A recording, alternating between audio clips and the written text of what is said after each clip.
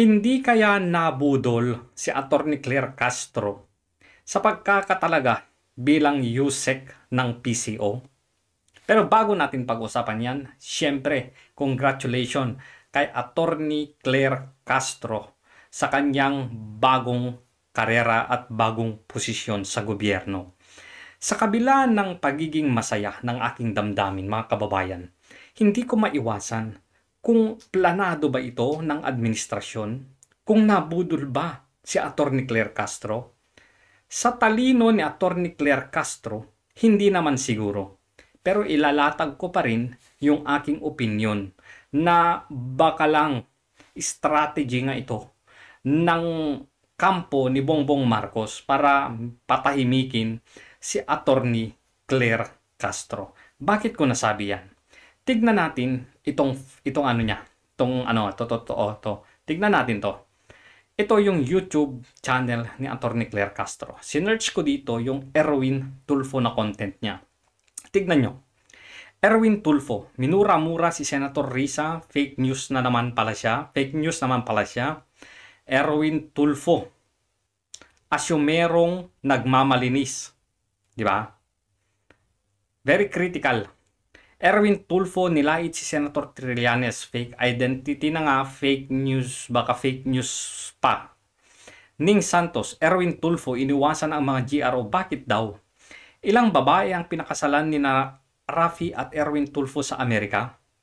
Erwin Tulfo, itataya pa ba ang sweldo, bonus, bahay at posisyon? Erwin Tulfo, lakas bumatikos, palpak din naman pala. Kong Richard Gomez, nayabangan ba? Pinahiya si Kong Erwin. Erwin Tulfo, galit sa vloggers, wala akong in-scam. PBBM, watch out!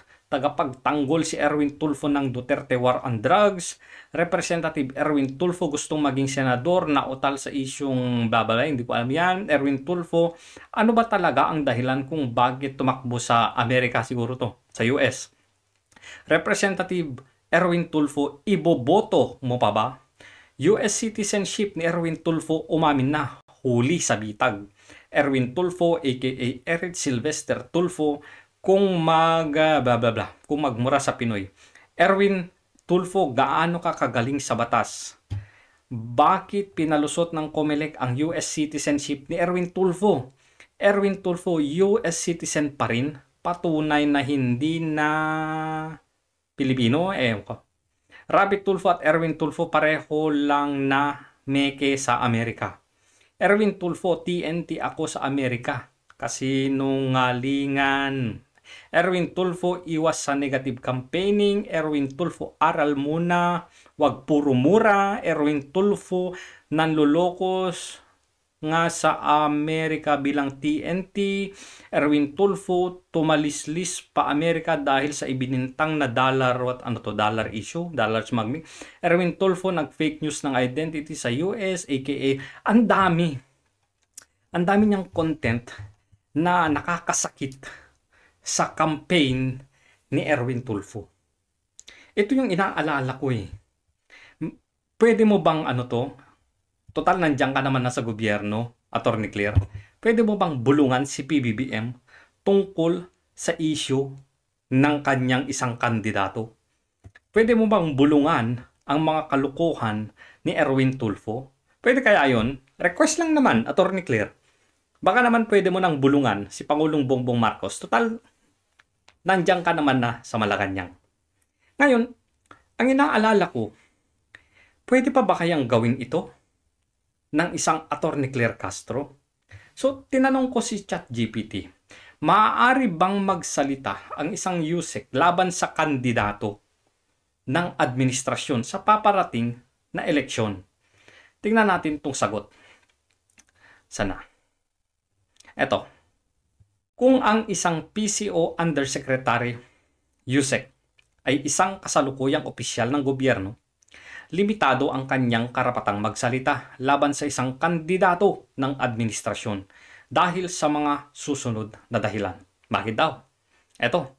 Una, batas at alituntunin sa neutralidad ng gobyerno. So dapat neutral pala dapat yung USEC ng PCO. Civil Service Commission Rules.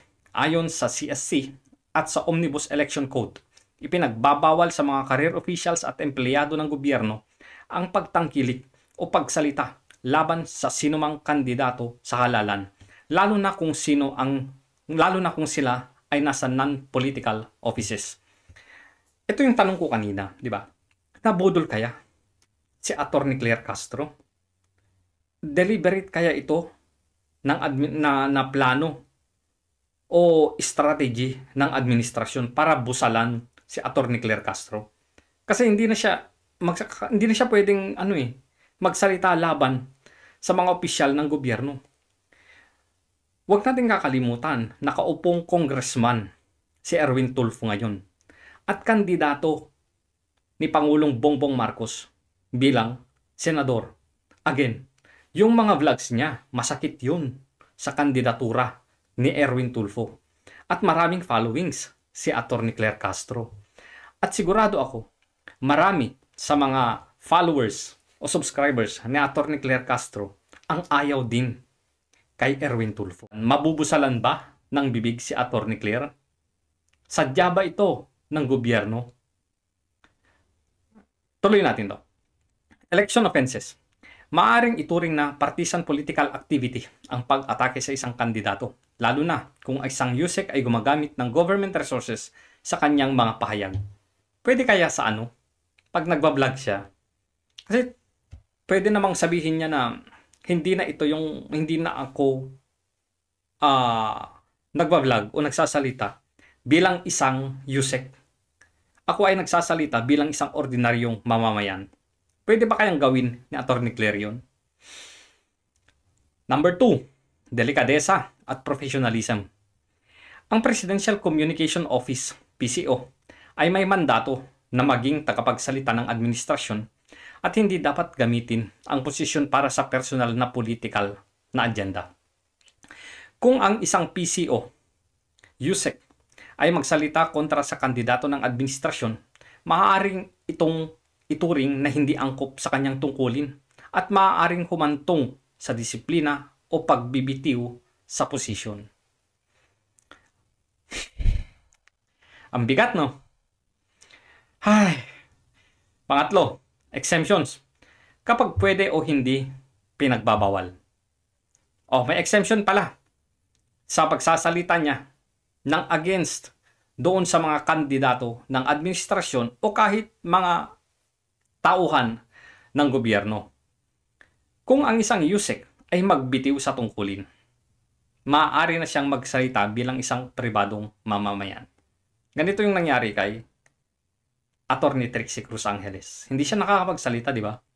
So, nagbitiw siya. Ngayon, bumabakbak sa administrasyon. Kung siya ay nasa isang opinion o analysis-based na diskurso, hindi paninira, maaaring makalusot kung ito ay ginawa sa kanyang personal na kapasidad at hindi gamit ang posisyon. So pwede pala, basta hindi paninira. Maganda to. Kung opinion-based o analysis-based yung diskurso niya. So titignan natin yung mga susunod na content ni Atty. Claire Castro kung opinion-based o analysis-based ba ito. Kung hindi ba nakakagawa ng paninira doon sa topic niya, doon sa tao na gusto niyang magsalita ng against doon sa tao. Pero ang isang tanong talaga dito, gagawin pa kaya niya yung ginagawa niya kay Erwin Tulfo at kay Raffy Tulfo? Konklusyon, habang may kalayaan sa pagpapahayag, ang isang PCO USEC ay may mga limitasyon sa pagsasalita laban sa kandidato ng administrasyon. Limited na. Lalo na kung ito ay gagawin sa opisyal na kapasidad o may kaugnay sa kanyang trabaho. Patay tayo dyan. Upang maiwasan ang legal o ethical issues, mas mainam na panatilihin ang neutrality o magbitiw muna bago pumasok sa partisan politics. Ang hirap nito So, magsasalita pa kaya siya? Kandidato si Bong Revilla ha, doon sa doon sa ticket ni Pangulong Bongbong Marcos. So, iiwan ko sa inyo yung tanong. Nabudol ba si Atty. Claire Castro ng administrasyon? Ito ba yung way ng administrasyon para busalan o limitahan yung kanyang bibig sa pagsasalita tungkol sa mga kandidato ng administrasyong ito? Lalong-lalo na sa dalawang to, kay Bong Revilla at kay Erwin Tulfo. Binulungan ba ni Erwin Tulfo si Pangulong Bongbong Marcos na i-appoint si Atty. Claire Castro para malimitahan yung kanyang pagiging kritiko